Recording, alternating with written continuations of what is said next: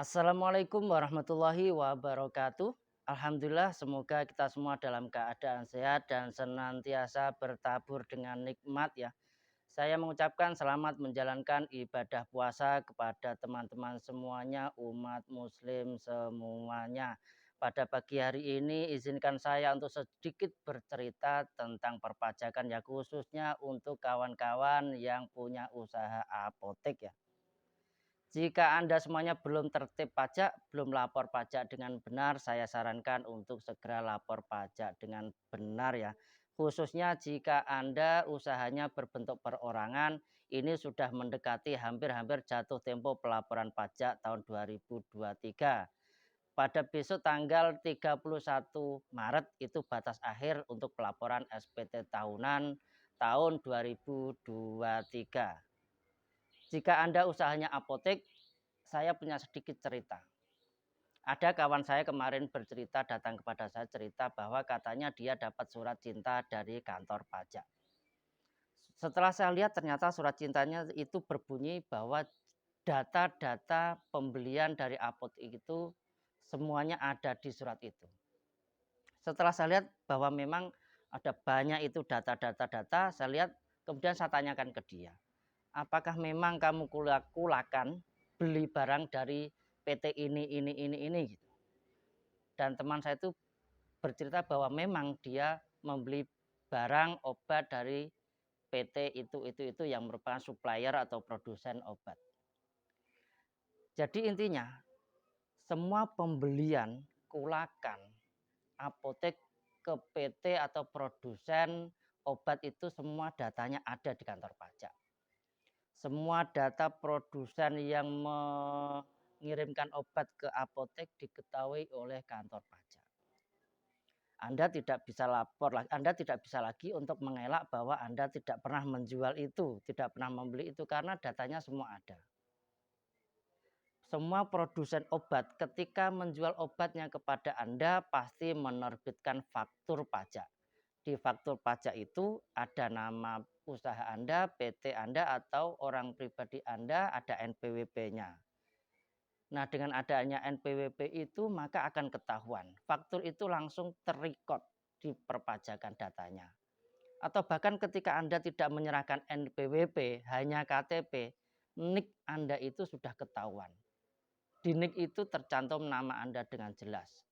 Nah, di laporannya si produsen obat itu nanti laporannya sudah jelas bahwa yang beli obatnya itu ini ABC dan lain sebagainya. Semua data itu langsung terekam di database perpajakan. Jadi data Anda, pembelian Anda itu ketahuan. Makanya kalau Anda tidak mau lapor lagi, nah itu sudah berisiko. Berisiko nanti pasti akan dapat surat cinta dari kantor pajak.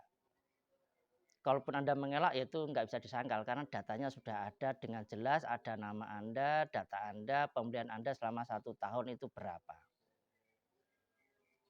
Itu sudah pasti. Tinggal nunggu waktu, mungkin sekarang belum disurati, belum dapat surat cinta, ya bisa jadi tahun depan. Itu hanya menunggu waktu. Tidak lagi Anda bisa mengelak bahwa tidak punya omset itu, tidak lagi. Karena data pembeliannya jelas. Di situ jelas sekali. Tinggal tunggu waktu kapan Anda mendapatkan surat cinta dari kantor pajak. Karena tidak mungkin Anda membeli obatan kimia itu dari produsen tradisional kan enggak. Karena toko Anda apotek yang jelas itu. Mending saran saya mulai sekarang laporkan pajak Anda dengan benar, lapor dengan benar, bayar pajaknya dengan benar kalau memang ada kewajiban perpajakan yang harus dibayarkan. Mumpung ini belum terlambat, masih ada beberapa hari ke depan untuk lapor pajak, segera laporkan pajak Anda. Kalau tidak lapor, saya khawatir nanti akan dilakukan pemeriksaan oleh kantor pajak. Ketika kantor pajak sudah nyurati Anda 1 kali tidak merespon, diingatkan lagi tidak merespon, dikunjungi tidak merespon, nah, tinggal tunggu waktu. Tinggal tunggu waktu Anda akan dilakukan pemeriksaan. Nah, ketika dilakukan pemeriksaan, tentu itu akan merepotkan. Anda perlu bolak-balik ke KPP untuk dipanggil, dimintai keterangan, dimintai data pembelian, data penjualan, rekening, dan lain-lainnya. Dan itu akan menguras energi Anda. Dan setelah pemeriksaan selesai akan ditetapkan bahwa berapa pajak Anda yang harus dibayar sekian, plus ada sanksinya. Sanksi denda, sanksi bunga, dan itu tentu akan memberatkan Anda. Jadi, untuk Anda yang punya usaha apotek, segeralah mulai untuk tertib pajak. Laporkan pajak Anda, bayarkan pajak Anda, hitung dengan benar.